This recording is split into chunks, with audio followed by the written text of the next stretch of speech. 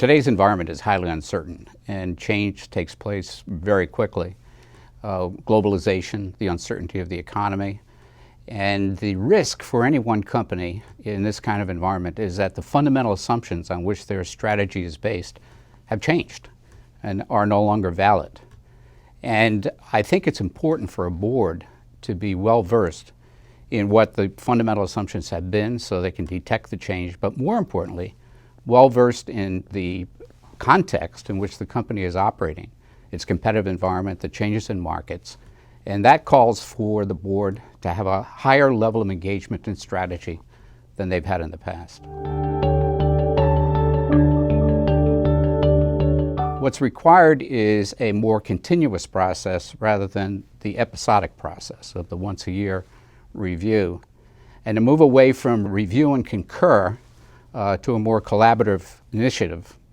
So by moving from an episodic or once-a-year type process to a continuous process, what we're recommending is that the process of strategy development be broken down into its elements, and those elements being spread over the course of the year at board meetings. So it's a continuous process and an opportunity to get more in depth in important issues such as what are the major trends that are taking place in our industry, how are competitors responding to these trends, what alternatives have we considered in light of competitive action and the trends that we see, and what are the fundamental assumptions on which we're basing our strategy. There's more focus on moving from a posture of learning about strategy at a year-end retreat to being able to be in a position to evaluate strategy, to have metrics, if you will, as to how well the strategy is being executed. I think a higher level of engagement and the additional work that goes along with it is absolutely essential to the environment in which companies exist today. I mean, there are activist investors.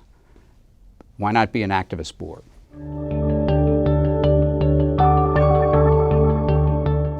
As a board, you don't want to take away the CEO's ultimate responsibility for the strategy and the execution of that strategy.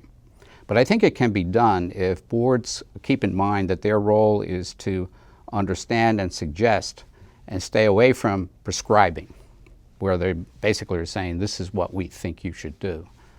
And use the additional information that they have and participate in a strategy development process, but not formulate the strategy themselves.